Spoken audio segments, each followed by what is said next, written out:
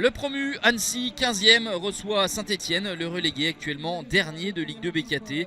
Les Verts ont 5 points de moins que leur adversaire du soir et une nouvelle contre-performance qui plus est face à un concurrent au maintien mettrait davantage en difficulté la formation de Laurent Batles qui reste sur 4 revers lors des 5 derniers matchs de championnat. Les Annéciens pour leur part se sont bien comportés avant la trêve avec une victoire à domicile contre Sochaux puis un nul ramené de Caen. Ce sont les joueurs de Laurent Guillot qui mettent davantage d'intensité dès l'entame de match avec ce débordement sur le côté gauche de Maxime Patient qui va trouver un Moïse Saïdion très inspiré. Petite talonnade juste devant Mathieu Dreyer de l'attaquant malien prêté par le Racing Club de Strasbourg pour son 4e but de la saison. Et très tôt déjà les Verts sont dans une course à handicap, mais tout y est dans cette action, beaucoup plus de mordant, de créativité et d'envie mis par les Annéciens. Saint-Etienne est déjà dans les cordes et nouvelle opportunité pour Annecy avec une nouvelle fois Moïse Saïdion.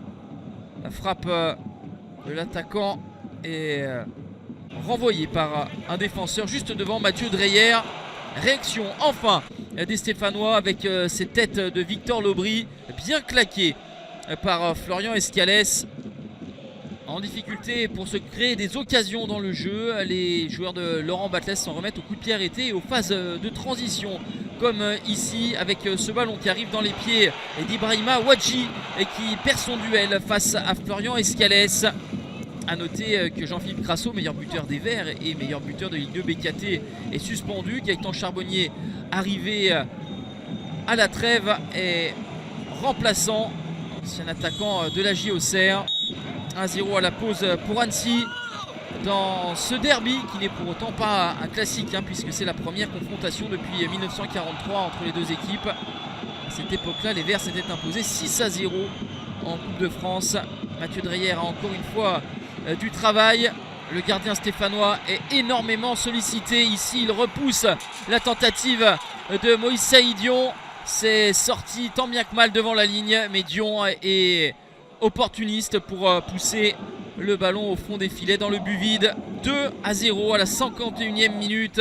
Le doublé pour l'attaquant malien et le break est réalisé pour les joueurs de Laurent Guyot.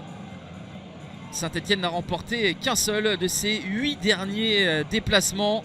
C'était à Amiens, une victoire 1-0 et c'est d'ailleurs le seul clean sheet à l'extérieur pour les hommes de Laurent Batles qui vont sérieusement devoir se faire violence pour éviter une nouvelle défaite. La frappe de Gaëtan Charbonnier qui est contrée, c'est confus dans la surface de réparation annécienne et finalement c'est Léo Petro qui réduit l'écart à la 76e minute. Vous le voyez, la pluie s'est invitée en cette fin de rencontre.